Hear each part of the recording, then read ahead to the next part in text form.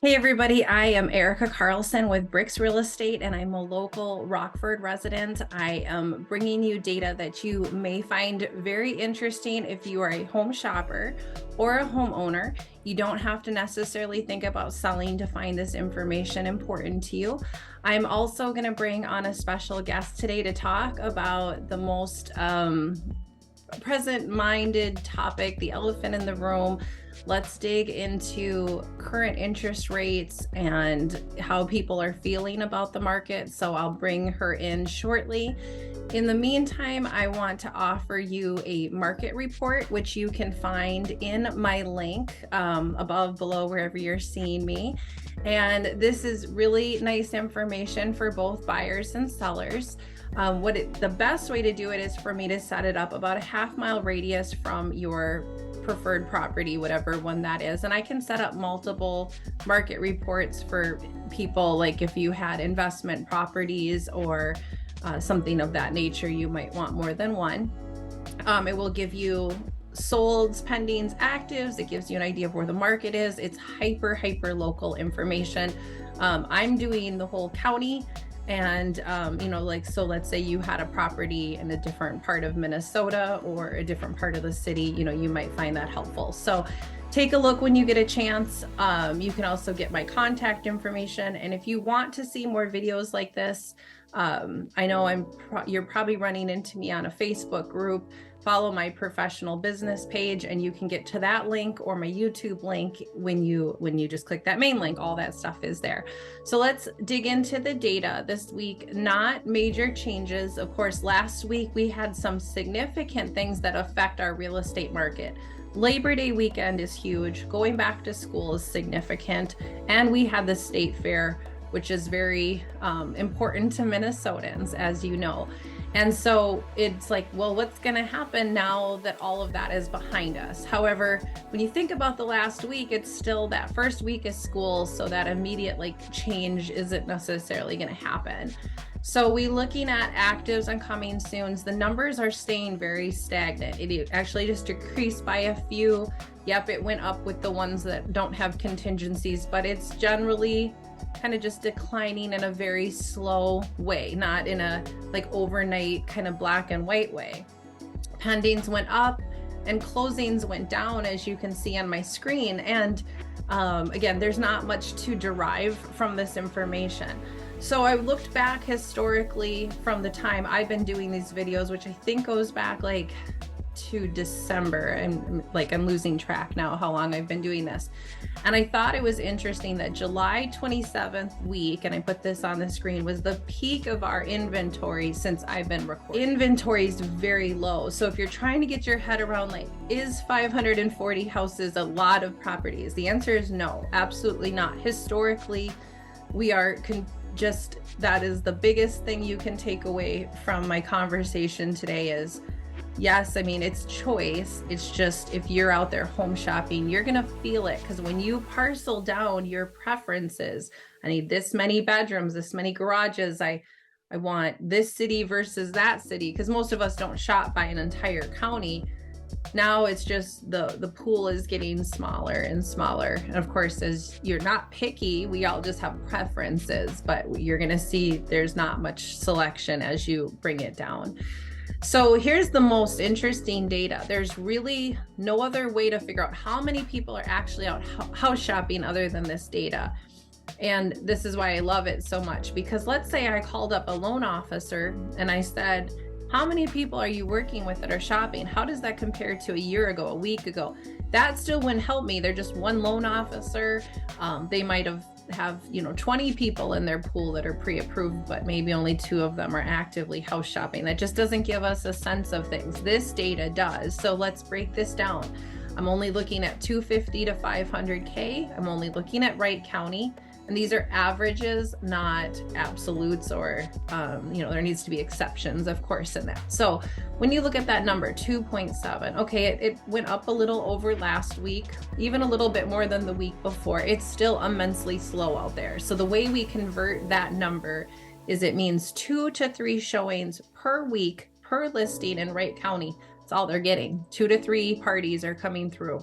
They could be big parties or little parties, but it's equivalent to one buyer. That's all they're seeing. And that doesn't necessarily even count. Like, what if that's the same person 2 times? The program isn't that sophisticated to know that. So that's what sellers should expect in Wright County at large. A great real estate agent can narrow it down further for you. So if your house is in Buffalo, maybe they can tell you if it's different in Buffalo or not. I like to compare this to Hennepin County, which typically moves faster than the Wright County, which makes sense. Their population is larger. It's a bigger area. So they were seeing 3 to 4, more like 4 showings per week. This isn't still immensely slow. Like, this is not a lot of people are out there house shopping. So what you should be hearing if you're a home shopper is this is a great time to get out there. Even though the inventory isn't immense, there's opportunities. You may be able to get something below asking. You may be able to get some concessions from the seller. We're seeing inspections have come back. So there's some opportunities here. And we're going to talk to Molly here in just a moment about this topic a little bit further. But before I bring her in, look at the average days on market. It jumped quite a bit from last week. And if you're finding that confusing, which I admit it's kind of weird to see it that way, it's because of how I'm looking at the data. I'm only looking at pending properties. What is actually going under contract? And of what went under contract in the last week, it took about 40 days, 38.7 on average to get the house under contract. And the median was 25. So the way I would convert that is if I was a seller, I would expect it to take a month or 2 to sell my house if I had one in Wright County. And then real quick, it shows you here in probably a very convoluted way to you, but it's showing you're in a seller's market. And if you kind of look at this basic graph, we're not over on, I don't know if I'm doing this backwards, if I'm pointing the right direction.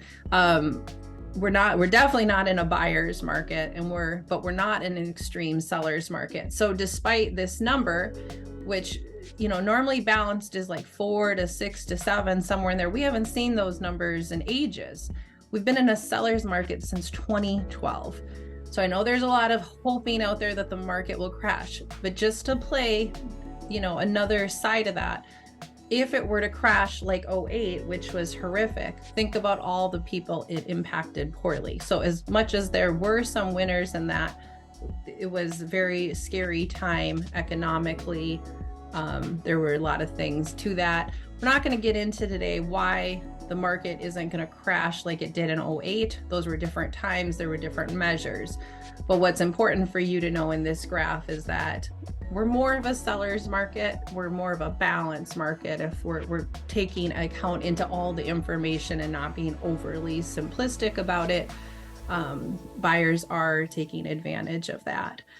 So what I want to do now is bring in a special guest. Her name is Molly Zimmerman. She's with Bell Mortgage Bank. She's out of the Maple Grove office and she lives in Hanover. She's been in business since 2007. So I'd like to welcome Molly to talk about the thing in the room that everybody's talking about, which is people feel interest rates are too high, homes are on the expensive side of things. And we're hearing words like the market's crazy or the market's bad, and the market's definitely challenging. So question for you, Molly, is hypothetically, or we kind of assume at some point the interest rates will come down. We don't know what's going to happen with inventory. What do you think will happen when that change comes, which will hopefully be soon? Well, thanks for having me, Erica. Yes, I feel like when I talk to buyers right now, I do hear a lot of that same. It's interest rates are high, prices are high. This market is crazy. It's not a good time to buy. And I don't necessarily agree with that. I don't have a crystal ball. However, I can say that during the pandemic, we saw a lot of buyers entering into the market, trying to take advantage of the extremely low interest rates. Unfortunately, we all saw there was not enough inventory to support these buyers. So multiple offers, values went up quite a bit in the last few years. But also with that being said, so many buyers they just did not have luck securing a property. So I kind of consider them probably like sideline buyers right now. They're just sitting out there kind of waiting for interest rates to come down. So my feeling is that once interest rates start to decrease, we're actually going to see more buyers re-entering the market again, which is going to, once again, increase competition and potentially those multiple offers. We don't know 100% what that's going to do to value, but one can assume that that may actually create values going up even more than they are right now.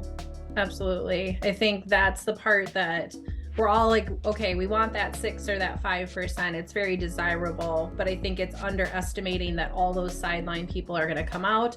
One thing we've talked about many times before is affordability and how important it is to make sure that folks are looking at their actual monthly payment versus the total amount of the house, because most of us, I don't mean all, because there's always exceptions, but most of us, especially starter homes, first-time home buyers, it's a 5-year, 10-year process. So I know we want to look at HOAs. If there is one, that's a homeowners association. We want to look at property taxes and everything. We want to look at everything to make the best decision. So Molly, I will conclude there with, and thank you so much for joining me today. I appreciate you so much.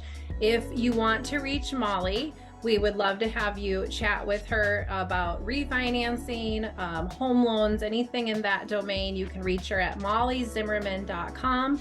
If you're looking to talk to me, I would love to hear from you as well at iHeartMPLS or MinneapolisHomes.com. Thank you again, Molly. Thank you.